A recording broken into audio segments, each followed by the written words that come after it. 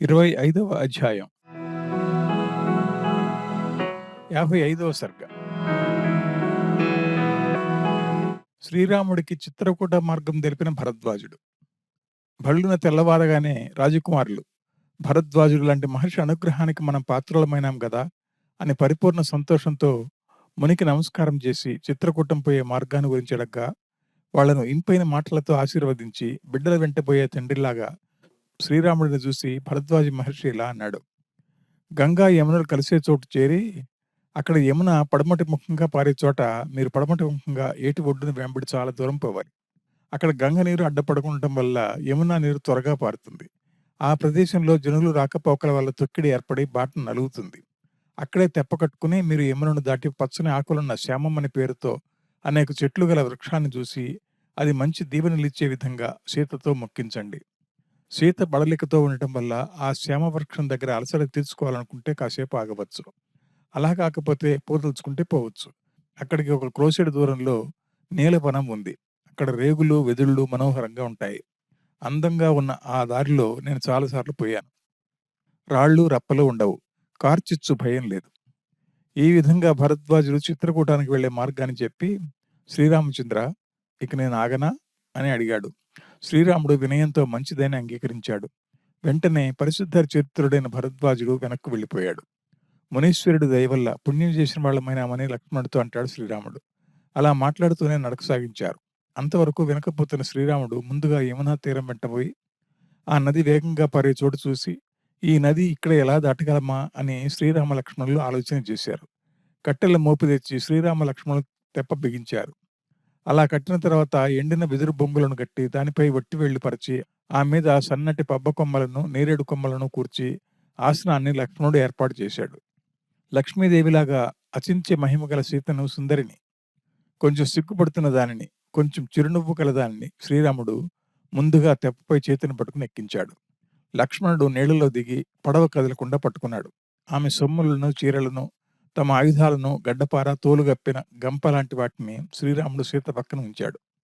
శ్రీరామ లక్ష్మణులు కదలకుండా ఆ తెప్ప పట్టుకుని సీతను ఎక్కించి భయం లేకుండా దాటే సమయంలో నది మధ్యకు పడవ వచ్చినప్పుడు సీతాదేవి చేతులు జోడించి ఆ నది గురించి సంతోషంతో ఇలా అంది: దేవి, యమునా నది, నేను దాటిపోతున్నాం.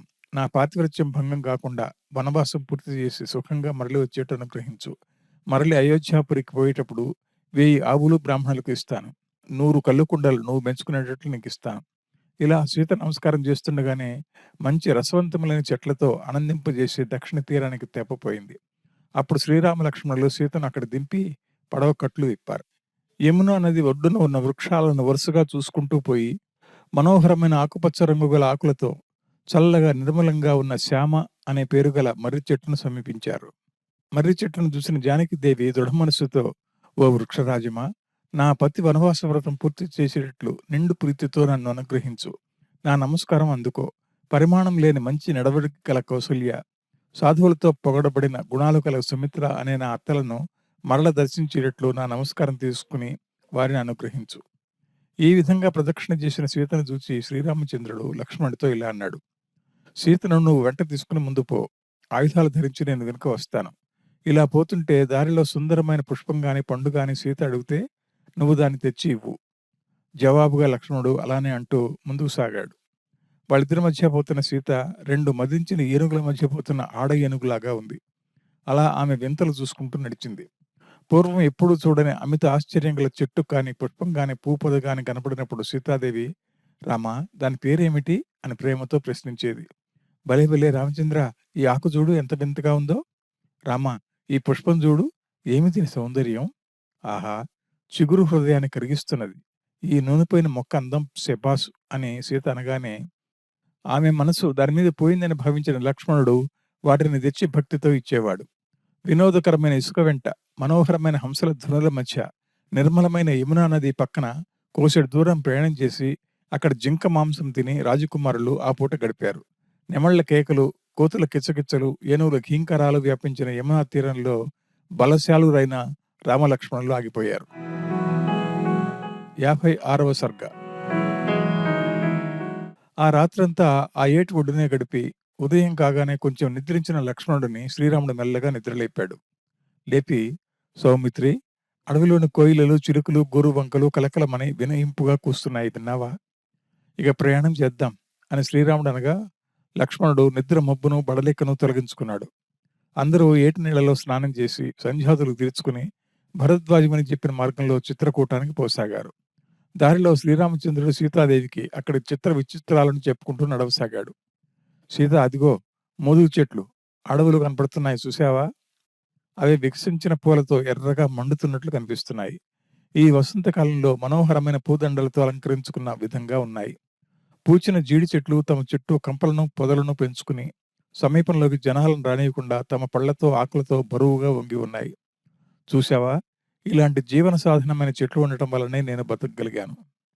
లక్ష్మణుడితో రాముడు, తేనెటీగలు కూర్చిన తేనె పొరలు ఒక్కొక్కటి 2 తూముల తేనెతో నిండి తాగేవారు లేక కొండలో చెట్టు కొనల్లో వేలాడుతున్నాయి చూశావా తమ్ముడు?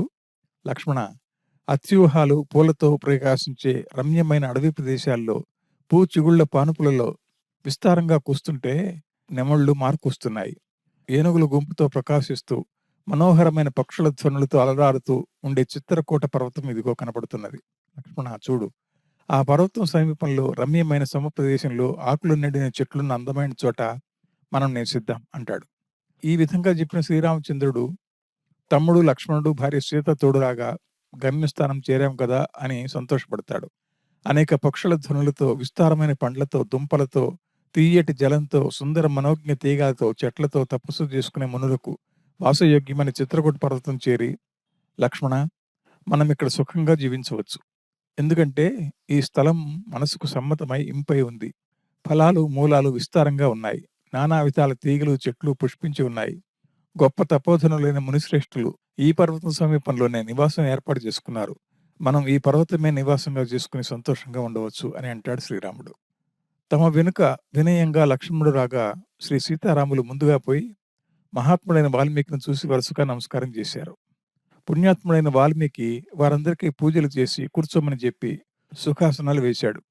వాళ్ళ క్షేమ సమాచారాలు అడిగి తెలుసుకున్నాడు. శ్రీరాముడు శాస్త్ర ప్రకారం తమ వివరాలను చెప్పాడు. తాము వచ్చిన కారణాలను చెప్పాడు. ముని దగ్గర సెలవు తీసుకున్నాడు. తర్వాత గట్టివి, శ్రేష్టమైనవి అయిన కొయ్యలు తెచ్చి ఒక పర్ణశాల సుందరంగా వానకు చెడకుండా దృఢంగా ఉండేటట్లు నిర్మించమని తమ్ముడు లక్ష్మణుడితో చెప్పాడు.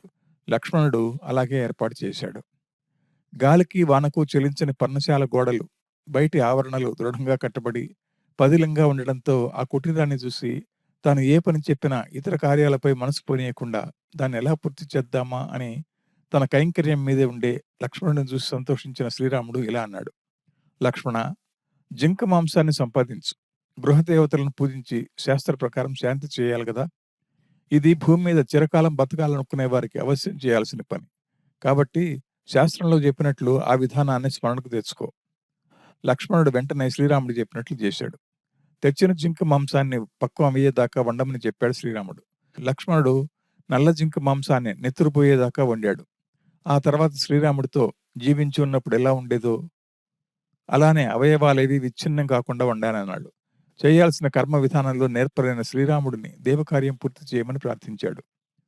లక్ష్మణుడు ఇలా చెప్పగానే శ్రీరాముడు వారును స్నానం చేయించి వాస్తుదేవతల మంత్రాలు జపించి చేయవలసిన ఇతర కార్యాలు పూర్తి చేసి గృహదేవతలను తృప్తిగా పూజించి అందరూ చూస్తుండగా శ్రీ సీతారామ లక్ష్మణులు లోపల ప్రవేశించారు. పిమ్మట శ్రీరామచంద్రుడు సంతోషంగా వైశ్వదేవం జరిపించాడు.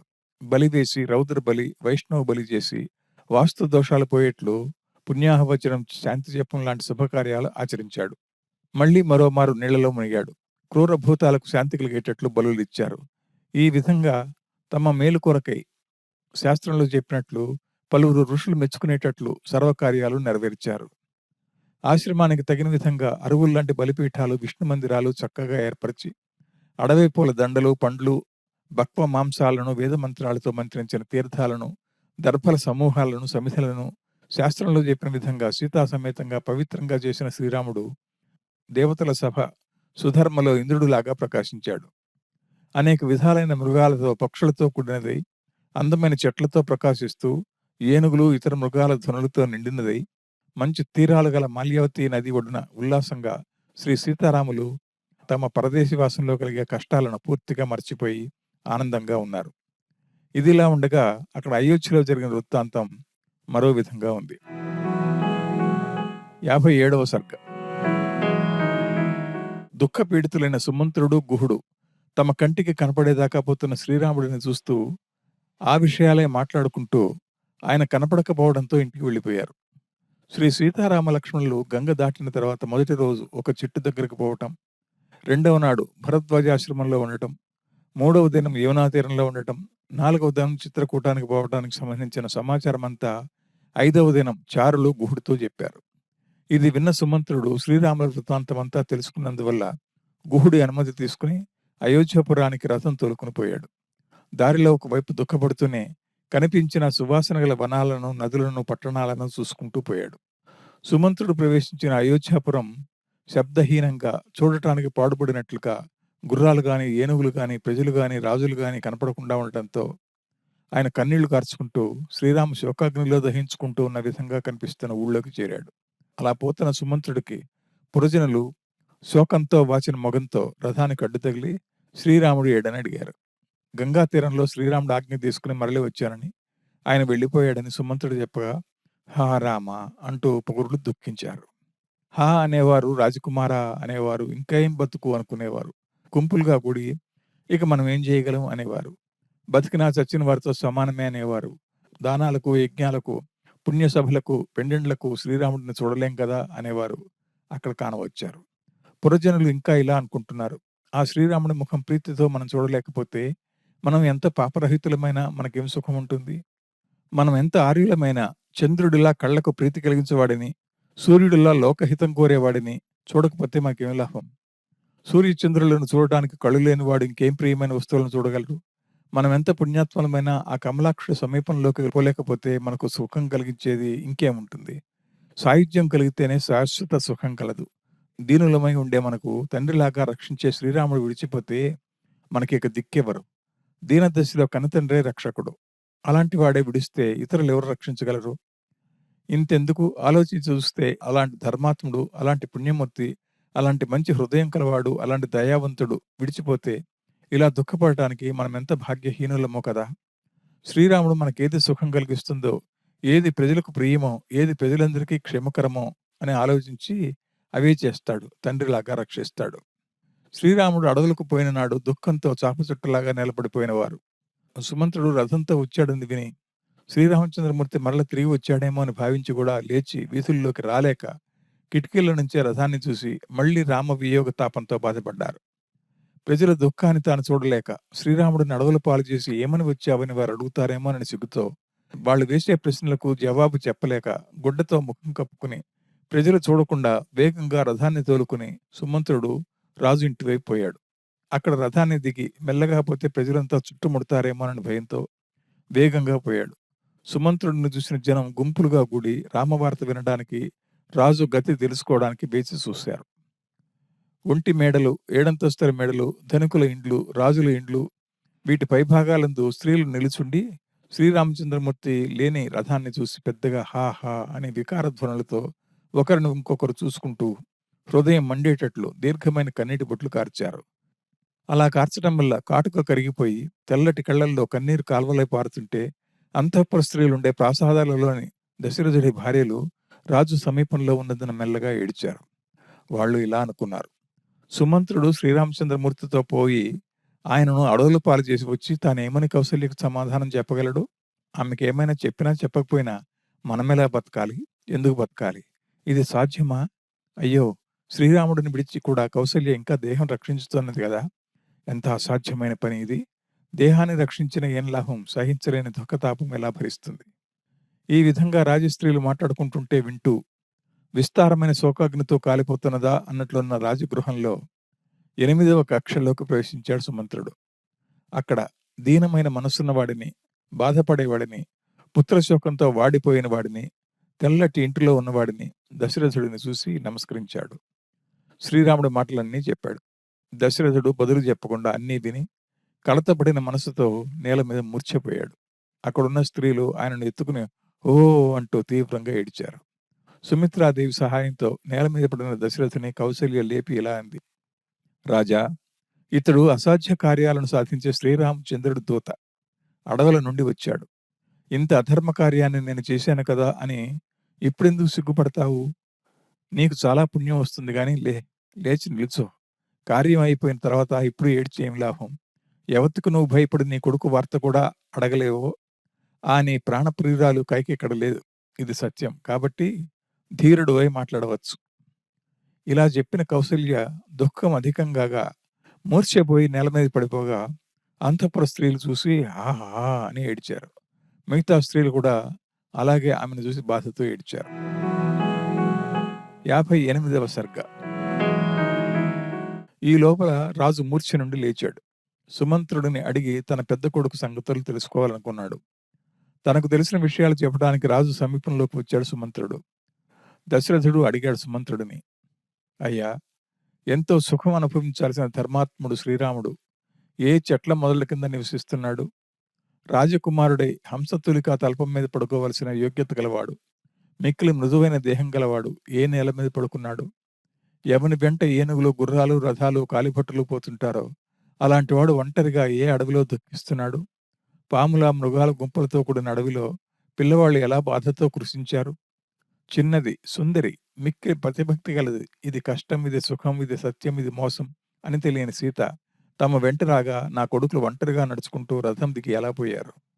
సుమంత్ర, మందర పర్వతంలో అశ్విని దేవతలు ప్రవేశించినట్లు నా ఇరువురు కొడుకులు అడవిలో ప్రవేశించగా నువ్వు కళ్ళారా చూశావు. అంతవరకు చూసే భాగ్యం నీకు కలిగింది. కాబట్టి నీ జన్మే సార్థకం. నిన్ను మరలిపొమ్మని చెప్పినప్పుడు శ్రీరాముడు ఏమని చెప్పెను?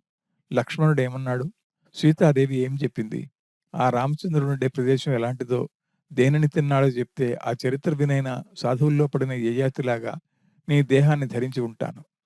సాధు సాంగత్యం, సాధు సల్లాపం ప్రత్యక్షంగా లభించినప్పుడు వారి చరిత్ర వినడమే మంచిది అని రాజు అడగ్గా కన్నీళ్లు కుత్తుకు దాకా రాగా గద్గద స్వరంతో మాటలు తడబడుతుంటే దుఃఖపడుతూ దశరథుడితో సుమంత్రుడు ఇలా అన్నాడు.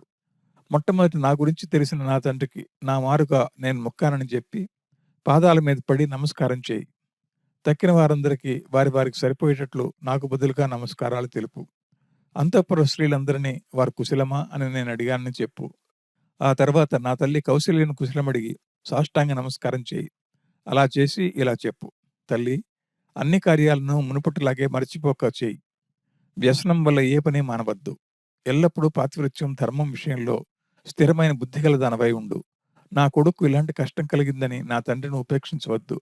సమయం ప్రకారం అగ్నిహోత్రాన్ని కాపాడు. భర్త పాదాలను దేవుడిని కొలిచినట్లే కొలవాలి. నా సవతికి వశపడి నన్ను అవమానించాడని భావిస్తూ దశరథుడి సమీపానికి పోకుండా ఉండవద్దు. నేను ఉత్తమ క్షత్రియ కన్యనాన్ని గర్వం వదిలి రాజుకు సమానురాలైన కైక మనసు నప్పించకుండా ప్రవర్తించు.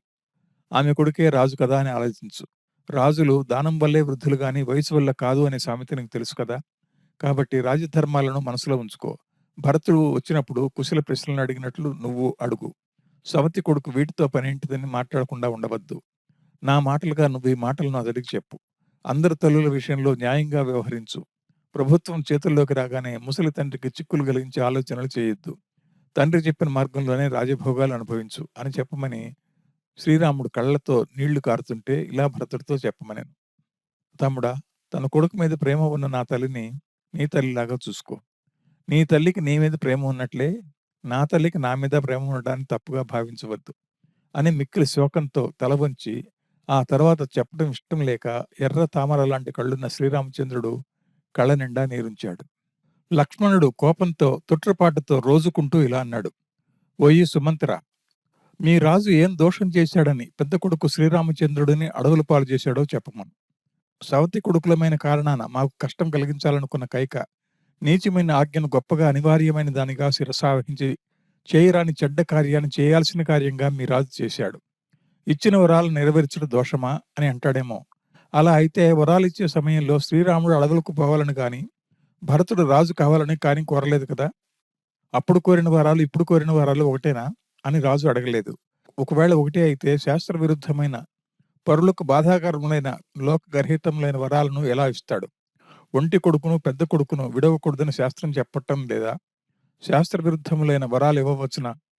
అలా కాకుండా పరుల రాజ్యం అపహరించు కోరికతో చేశాడంటావా? అది కూడా తప్పే. శాస్త్ర ప్రకారం పెద్దవాడికి రావాల్సిన రాజ్యం చిన్నవాడికి ఎలా ఇస్తాడు? ఇవ్వనని చెప్పి ఉండాల్సింది కదా. మీ రాజు శాస్త్ర మర్యాదను ఉల్లంఘించినందున ఆ పాపానికి ప్రాయశ్చిత్తం లేదు. అయ్యా! దీంట్లో ఆయన దోషం ఏదీ లేదు. దైవం ప్రేరేపిస్తే అలా అయిందంటావా? దైవమైనా కారణం లేకుండా నిష్కారణంగా ఏదీ చేయడు కదా! ఆ కారణం ఏంటో చెప్పమను. ఆయన సమ్మతించే ఇది చేస్తే ఇప్పుడు ఏడవటం ఎందుకని అడుగు. ఆలోచన లేక ఇలాంటి లోకవిరుద్ధ కార్యం చేసినందుకు మేము కూడా ఏడుస్తున్నాం. ఆ కారణం వల్లే రాజు కూడా ఏడుస్తున్నాడు. చేయాల్సిన కార్యం చేస్తే ఎందుకు ఏడవాలి? అయ్యా! తండ్రి విషయంలో నువ్వింత కఠినంగా మాట్లాడవచ్చా అంటావేమో సుమంత్ర. రాజు మీద నాకు జనకుడనే భావం పోయింది. ఇంత ఘోర కార్యం చేసిన వాడు తండ్రి ఎలా అవుతాడు? కాబట్టి నాకు అన్న అయినా, తండ్రి అయినా, భర్త అయినా, ప్రియబంధువైనా శ్రీరామచంద్రుడే. శ్రీరాముడు గాకుండా వేరే సోదరుడు లేడు, భర్త లేడు. ఇష్ట బంధువు లేడు, తండ్రి లేడు, ఎవరూ లేరు. నా మాటగా రాజుని ఇలా అడుగు. సర్వలోకాలకు, సమస్త భూతాలకు మేలు కోరేవాడు, సర్వజనులకు ఇష్టుడైన వాడు, ఏ దోషం అంటనివాడు, ధర్మం అంటే ఆసక్తి గలవాడు, జనులను సంతోషపెట్టేవాడు అయిన శ్రీరాముడిని విడిచి, నువ్వు రాజు పేరును సార్థకం చేసుకోవాలనుకుంటే, ప్రజలందరినీ ఎలా రంజిల్లజేయుదువో చెప్పమను. నువ్వు చేసిన పనికి నీ కైక, భరతుడు సంతోషించాల్సిందే కానీ మరెవ్వరూ సంతోషించరు. నువ్వు ప్రజలను రంజింపజేసినా చేయకున్నా నువ్వు ప్రభువుగా ఉండతగవు. ఎందుకంటే ఏ కాలంలోనైనా ఎలాంటి అధర్మిష్ఠుడైనా చేయని లోకవిరుద్ధమైన కార్యాన్ని చేసిన నువ్వు భూమికి ఎలా ప్రభువుగా ఉండగలవు? కాబట్టి రాజ్యాన్ని వదిలిపొమ్మని నేను చెప్పానని చెప్పు. శ్రీరాముడు ఇలా ప్రియం పలికాడు. లక్ష్మణుడు నిష్ఠూరాలాడాడు. ఇక సీత ఏమందంటావా? ఆమె దయ్యం పట్టిన దానిలాగా దిక్కు తోచక ఊరికే చూసింది గాని, ఎన్నడూ దుఃఖం తెలియని ఆమె ఏమీ చెప్పలేక ఏడుస్తూ కూర్చుండిపోయింది.